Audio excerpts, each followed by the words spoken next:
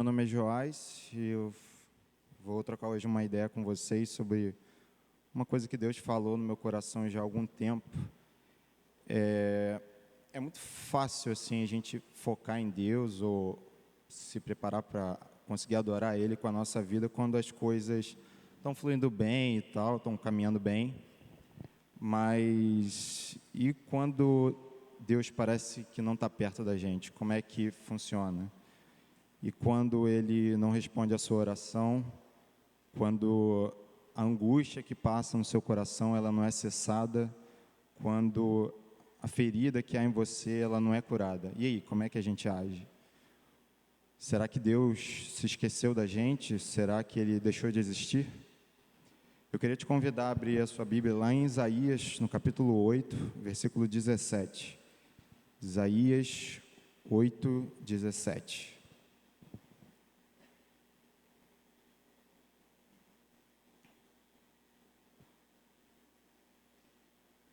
Amém?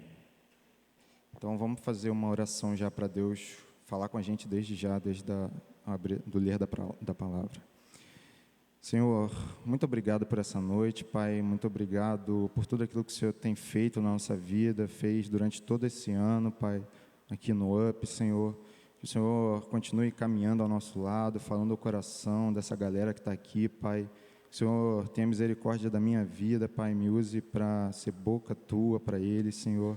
Que o Senhor venha aqui, fale ao coração deles, Pai, que eles tenham um coração aberto, um coração fértil para que a Tua palavra seja semeada, germinada e dê muito fruto, Pai.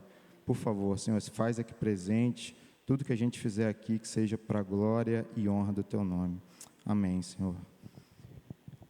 Bom, Isaías 8,17, um único versículo. O texto fala assim: Esperei pelo Senhor, que está escondendo o seu rosto da descendência de Jacó, ou seja, do seu povo. Nele porei a minha esperança. Na versão da nova tradução da linguagem de hoje ainda diz assim: Ele se escondeu do seu povo, mas eu confio nele, e nele ponho a minha esperança. Bom, o profeta Isaías, foi um dos maiores profetas que a Bíblia fala. Alguns teólogos dizem que ele foi o maior depois de Moisés. E ele viveu numa época em que, por volta assim, do ano 700 a.C., em que o reino de Israel estava dividido em dois. Bom, não vim aqui para dar aula de história para vocês, mas só para explicar a situação. Depois do profeta Samuel, veio o primeiro rei de Israel, Saul, que o povo quis. Depois de Saul vem Davi, depois de Davi o filho dele, Salomão. E aí depois de Salomão tem muitas mulheres, começa a ser influenciado pela cultura que as mulheres dele tinham e começa a adorar aqueles deuses dessas mulheres que ele tinha. E a partir daí ele começa a entrar numa crise espiritual e no reino dele. E o povo começa a não gostar do reinado de Salomão, e isso se reflete também quando o filho dele, Roboão, assume o trono. E aí quando Roboão assume o trono, Jeroboão, que vinha a ser servo de Salomão, vem exilado do Egito, e havia sido perseguido por Salomão, volta para Israel e começa a ser o líder daquele povo que estava insatisfeito com o reinado de Roboão, filho de Salomão.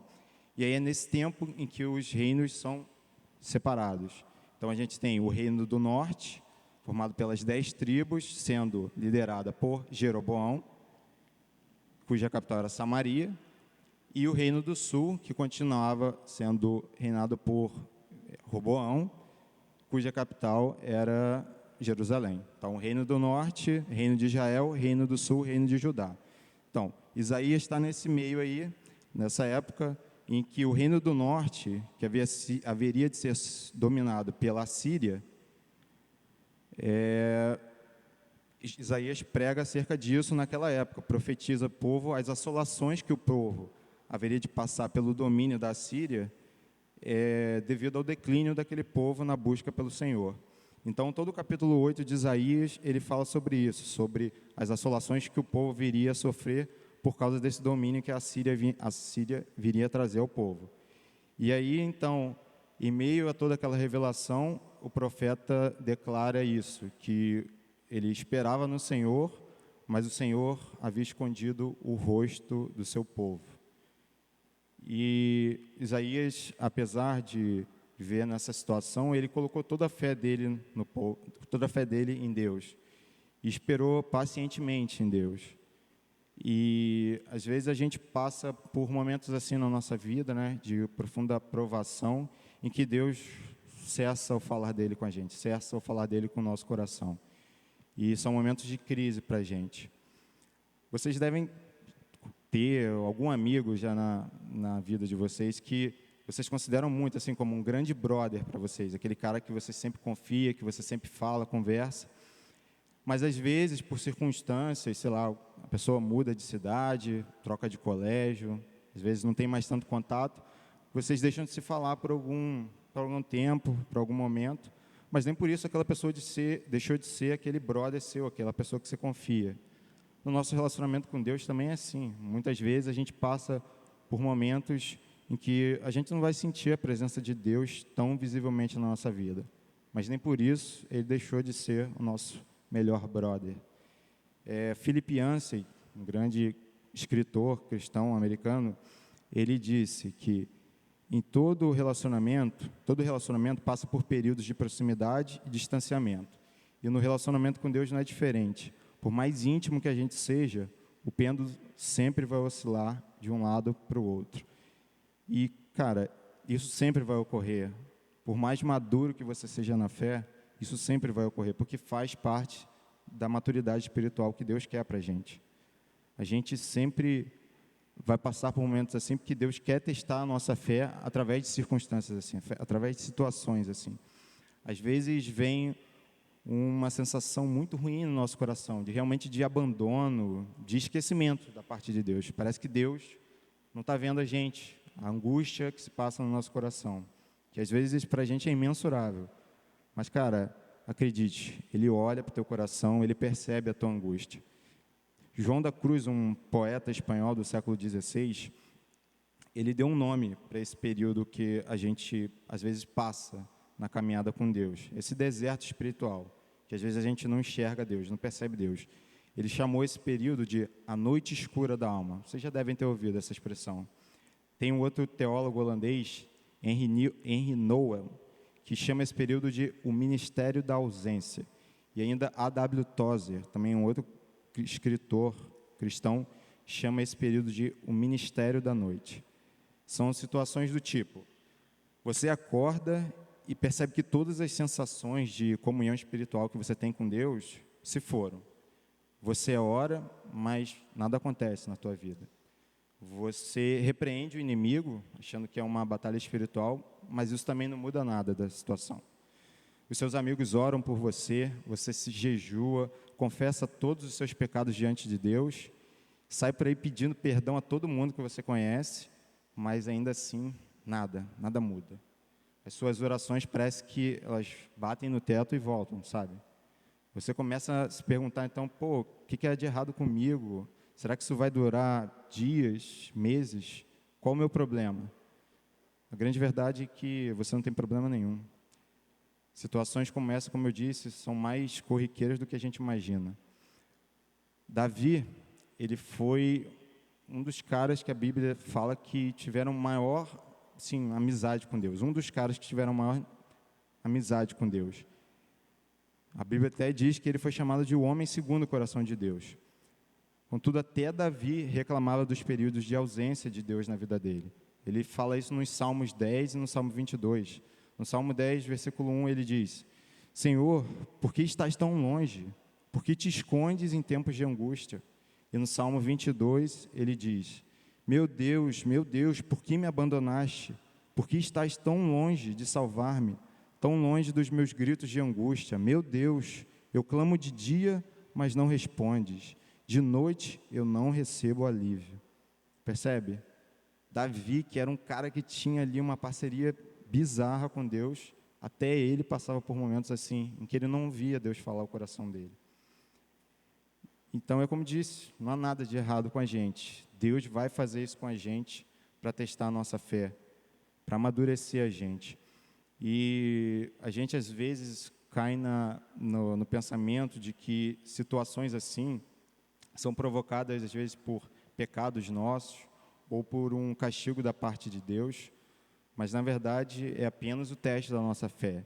Deus que a gente quer que a gente continue amando Ele, continue colocando a nossa fé nele, apesar dessas circunstâncias.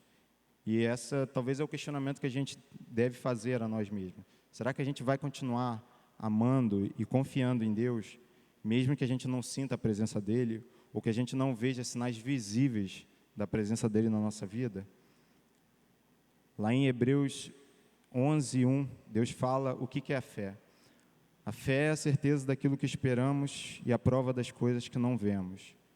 A gente não vê Deus nesses momentos de crise e angústia na nossa vida.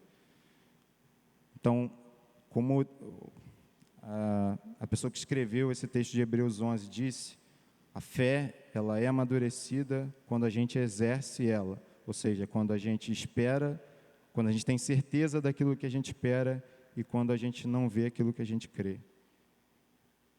Mas aí você me perguntaria, poxa, como é que eu posso permanecer firme num momento assim? Como é que eu posso permanecer em comunhão no meio de uma crise dessa? Como é que eu posso louvar a Deus se nada acontece na minha vida e se Deus se mantém em silêncio?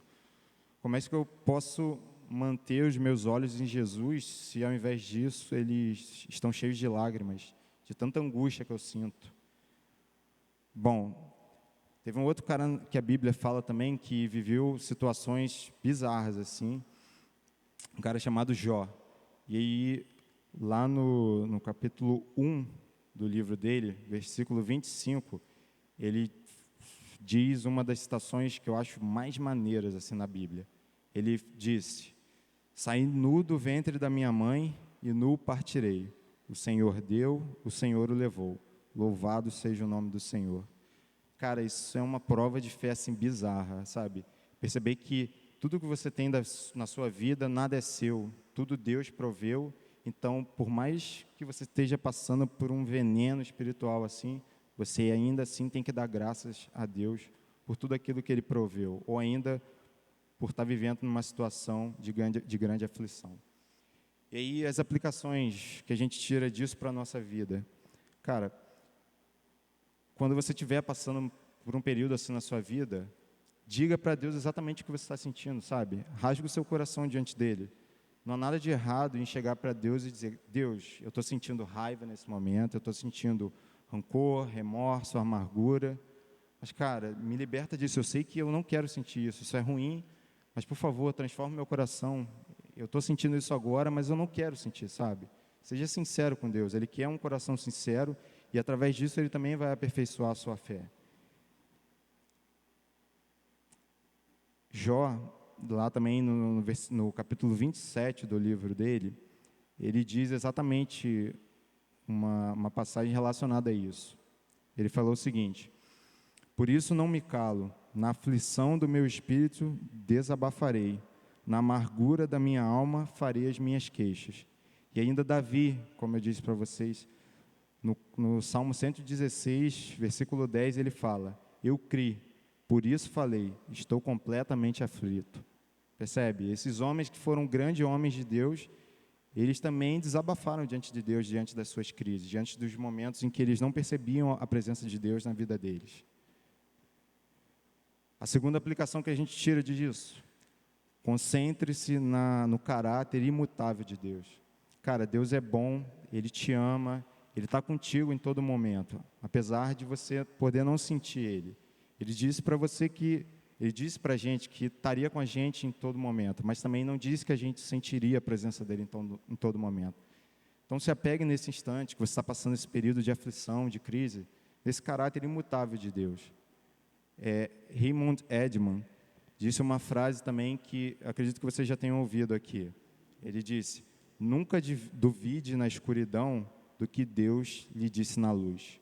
Ou seja, lembre de tudo aquilo que você experimentou quando você começou a conhecer Deus, o que Jesus fez por você, disse para você.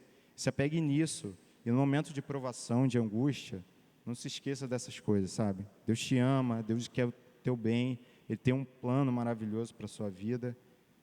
E agora, voltando ainda ao livro de Jó, eu queria pedir a vocês que abrissem a Bíblia de vocês aí em Jó, capítulo 23, a partir do versículo 10, para a gente ler essa passagem juntos, que eu acho que é mais uma prova, assim, de fé e que mostra o quanto a gente deve ser maduro na fé. Jó 23, versículo 10.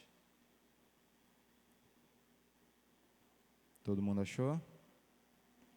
Então, o texto diz assim: mas ele conhece o caminho por onde ando. Se me puser à prova, aparecerei como ouro. Meus pés seguiram de perto as suas pegadas. Mantive-me no seu caminho sem desviar-me. Não me afastei dos mandamentos dos seus lábios. Dei mais valor às palavras de sua boca do que ao meu pão de cada dia. Mas ele é ele. Quem poderá fazer-lhe oposição? Ele faz o que quer. Executa o seu decreto contra mim e tem muitos outros planos semelhantes. Por isso fico apavorado diante dele. Pensar nisso me enche de medo. Deus fez desmaiar o meu coração. O Todo-Poderoso causou-me pavor. Contudo, não fui silenciado pelas trevas, pelas densas trevas que cobrem o meu rosto. Amém? Não deixe que as densas trevas, que as circunstâncias da vida podem trazer sobre você, silenciarem a sua voz diante de Deus, a sua busca por Deus. Não é porque Deus está em silêncio ou aparentemente está distante de você, é que você deve deixar de falar com Ele. Nada disso. É o momento da gente procurar mais Deus nesses instantes. É quando a nossa fé é amadurecida. Se a gente conseguir chegar perto de uma fé como a de Jó, nossa, a gente vai conseguir fazer coisas tremendas no reino. Bom, a terceira aplicação que eu vejo desse texto é: creia que Deus cumprirá aquilo que Ele prometeu para a sua vida, sabe? Não deixe as circunstâncias moldarem a sua fé. Deixe que a sua fé faça você enfrentar as circunstâncias da sua vida de outra forma. Confie.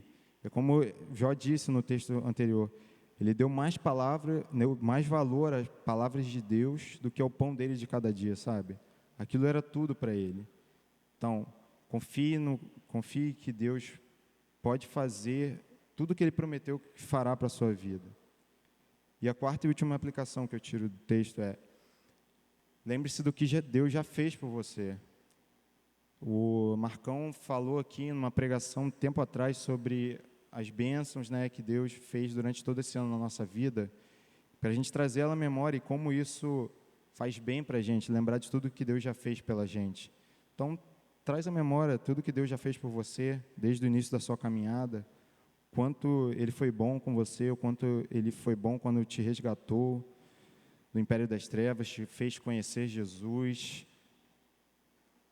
Lembre do que Ele fez na cruz por você. Lembre que você era um pecador, mau por natureza, e que Ele morreu para levar toda a acusação que pesava sobre você. Lembre que Ele que te faz santo a cada dia. Lembre que a graça é um favor imerecido, a gente não tem mérito nenhum nisso. Lembre que o que Ele faz pela gente é semelhante a como se a gente tivesse cometido um crime assim, perverso e ainda assim a gente ganhasse um prêmio valiosíssimo. É meio que, não dá para conceber isso, mas é assim no reino de Jesus, sabe? A gente pecou, mas Ele deu o prêmio da salvação para a gente. E lembre também que Jesus, quando morreu na cruz pela gente, Ele também se sentiu abandonado. Ele também não ouviu a voz de Deus. Não é à toa que lá em Mateus ele fala aquela frase célebre: Eloi, Eloi, lama sabachthani, meu Deus, por que me abandonaste? E naquele momento ali, em que Jesus entregava a vida dele pela gente, ele falava com Deus, mas Deus não ouvia. Deus aparentemente não ouvia, não respondia. Ele se sentia aflito, possivelmente uma angústia que a gente nunca vai sentir, porque ele carregava todo o peso da humanidade, todo o peso do pecado da humanidade, o meu pecado, o seu pecado. Mas, contudo, ele confiou em Deus até o fim, confiou no Pai, confiou nas promessas do Pai e cumpriu o propósito dele maravilhoso para a sua vida e que nos trouxe redenção, nos trouxe salvação e nos trouxe o exemplo de fé que a gente tem que ter nos momentos de aflições. Nesse momento agora, já caminhando para o fim, eu não sei o que se passa no seu coração, mas eu sei que hoje pode ser uma noite de salvação, hoje pode ser uma noite de reconciliação com Deus. E eu queria ir no lugar que você está, orar pedindo que Deus se faça presente nas nossas vidas, que se você vive um momento em que Deus não está presente, você sente que Ele está distante de você, que Ele está em silêncio, que Ele não fala mais no teu coração, que a gente colocasse isso diante dEle e que pedisse que, se Ele pudesse abreviar esse tempo, que seja maravilhoso dessa forma, mas que não, que a gente possa ter uma fé madura o suficiente para passar por esse tempo firmados na rocha. Vamos orar nesse momento. Se coloque em oração no lugar que você está. Sabe, confessa a Deus tudo o que você tem sentido, tem passado no seu coração. Se você ainda não confessou Jesus como Senhor e Salvador da tua vida, esse é o momento.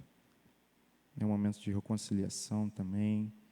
Que Deus possa estar nesse instante, falando do teu coração, amadurecendo a tua fé. Que o ano que vem agora possa ser um ano de renovo na sua vida, genuinamente, não de meras palavras, de meras promessas de ano novo, mas que seja um ano de mudança, seja um ano que você possa entregar a sua vida totalmente a Deus, seja um ano que você possa alcançar os seus amigos de oração, possam fazer eles conhecerem também a maravilhosa graça do Senhor. Amém. Pai, ainda na Tua presença, Senhor, nós oramos a Ti, Pai. A gente sabe, Senhor, que momentos como esse, em que a gente não sente a Tua presença tão perto da nossa vida, a gente passa por uma angústia muito grande, Senhor. Às vezes a gente tem vontade de desistir, de abandonar tudo, de chutar o balde, Senhor. Mas não permita, Pai. Fortalece a nossa fé, faz a gente maduro. Não deixa que a gente seja filhos mimados seus, Senhor. Não permita, Senhor. Transforma o nosso ser, transforma o nosso caráter. Que a gente venha passar por momentos assim, Pai, de silêncio, de aparente afastamento de Ti. Pai, fortalecidos na fé, firmados na rocha, olhando para a pessoa de Cristo, Pai. Quem sabe até, Senhor, sorrindo em meio às lágrimas, Pai. Que a gente possa se apegar ao caráter imutável da Tua pessoa, Senhor. Sendo, Pai, sempre grato por tudo aquilo que Você oferece a gente, Pai. Seja a bonança, seja a tormenta, Senhor, seja, Pai, a felicidade, seja a aflição. Que em tudo a gente possa dar graça, Senhor. Que a gente possa, Pai, estar sempre feliz por estar somente na Tua presença, Senhor. Transforma a gente, Pai. A gente quer sair daqui diferente do que a gente entrou, Senhor. Por favor, Pai, que seja um ano agora de 2007 vindo, um ano de renovo, Pai. Que a gente saia realmente amadurecido na fé. Busque a Tua face com todo o nosso ser, Pai. Busque dar bom testemunho nas pequenas coisas, Senhor. Seja com a nossa família dentro de casa, seja com o nosso colega na escola, na faculdade, o nosso amigo no trabalho. Por favor, Senhor, que sejamos luz para o mundo, Pai, uma fé madura, uma fé da forma que o Senhor quer que a gente tenha, Senhor. Muito obrigado por esse culto, Pai, que a Tua voz continue falando aos nossos corações através das canções que vão ser ditas aqui, Senhor, e que o Senhor acompanhe a gente dia após dia, Pai. Entregamos as nossas vidas, Senhor, na Tua presença. Muito obrigado por tudo, Senhor Jesus, pelo amor na cruz. Muito obrigado por ter sentido, Pai, o que o Senhor sentiu na cruz, Jesus, por amor às nossas vidas, Senhor. Muito obrigado, Senhor. Não merecemos, Pai. É a Tua graça, Senhor. Muito obrigado, Senhor. Louvado seja o Teu nome, hoje e para sempre. Amém.